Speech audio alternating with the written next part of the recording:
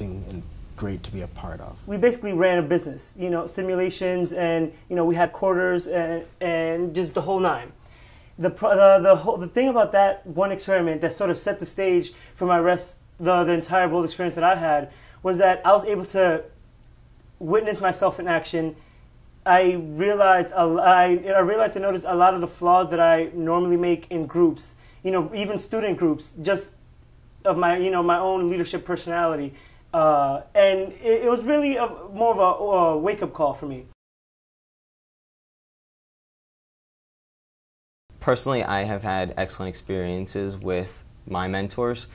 They have helped me out in a number of ways, so in terms of communication skills, in terms of resume building, in terms of interview preparation.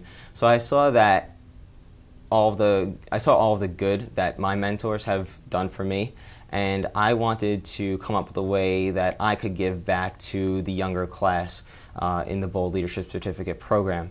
So the way I thought that I could give back is by creating a peer mentorship program so that the younger students have somebody who they can relate to on a more personal level. Sorry, as a junior, I was given the opportunity to have a mentee for the new coming class, and she's amazing.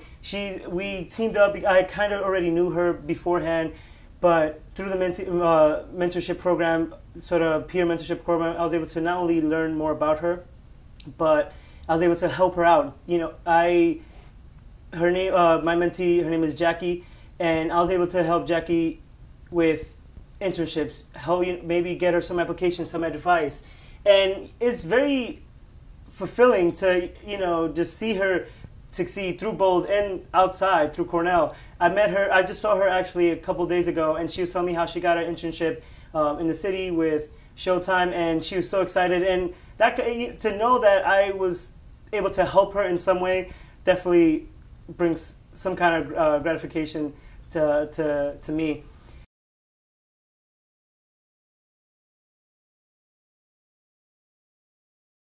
I think Bold helps develop tomorrow's leaders because it really lays out a foundation of the steps to become a great leader.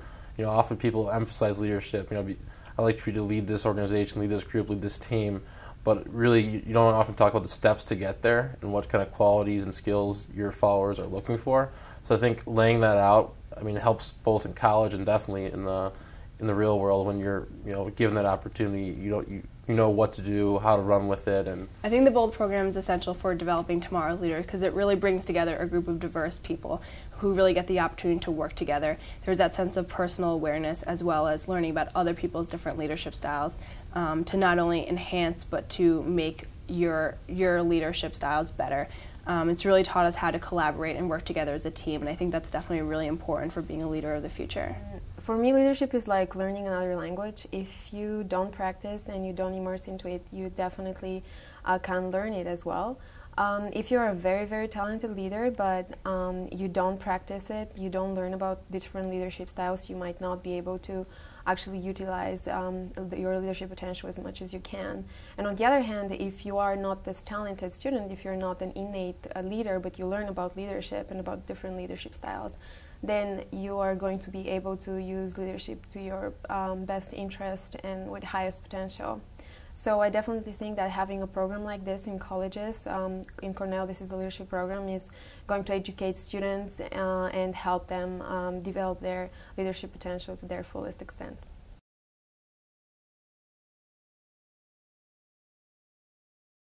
I guess my biggest fear as a leader is really trying to combine that combination of being, someone who's an authority and also someone who's a friend.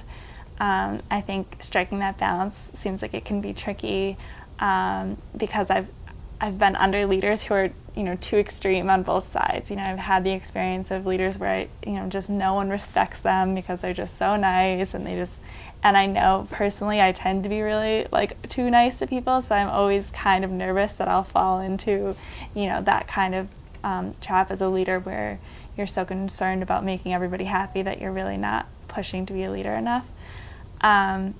But at the same time, I guess that I'm always like, oh, is that true to myself? Am I really ever going to be the person who's like, this is what needs to happen and be really authoritative? So I think that Bold has helped me with that because I've kind of learned that when I am a little bit stronger and when I do kind of put my foot down more, you know, the reaction hasn't been like, what's wrong with you? You know, I sort of expect that people will immediately say what, you know, that's out of place. But people really have reacted just kind of like, oh, yeah, that is a good idea. Okay, let's do that. And I'm like, oh, wow, it really worked out.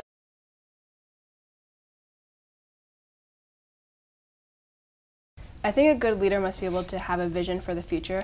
I think it's important for a leader to have set goals in line and after that to have a direction for how he wants to get there. All plans are made in Jello. And so that means that you have a set of plans and you have a map of what you want to be doing, regardless of what it is. But that can never be set in stone. You can never keep going through and always push ahead and say, this is what we're doing, this is what we're doing, we got to keep going, like we'll just keep going. But we say it's set in Jello because it should be somewhat firmed up what you plan on doing, but it should still be moldable. So a good leader must be able to pave the way and inspire others. Adapt. I think that since today's world is so fast-paced and changing, a good leader has to be able to adapt to their environment and also adapt to the changing needs of the people that they're leading. There's a really big balance of opposites, and you have to be able to do a lot of different things at the same time, and you have to be able to do them well in order to be a good leader. A good leader must be able to reassess every single day and see what were the successes, what were the failures, and wake up the next morning with new and different eyes to start the next day.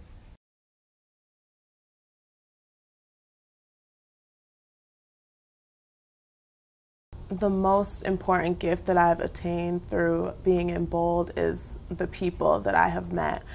The members of the 2008 leadership team are so close now, and I think that there's nothing that can replace a close-knit relationship. And these contacts with these people, these are things that I'm not going to forget as soon as I leave Cornell. I'm going to continue to keep in contact with them, and they may open doors and opportunities in the future. So that's probably the most important gift. And also just understanding that not everyone is like me. That was probably the most important takeaway I've learned from Bold, that not everyone is going to react to situations the way that I react to them. Not everyone was raised the way I was raised. So I think I gained a greater appreciation for diversity, not only in a racial sense, but diversity of thought, diversity of opinion, and things like that. So Bold has really been influential in changing how I approach other people.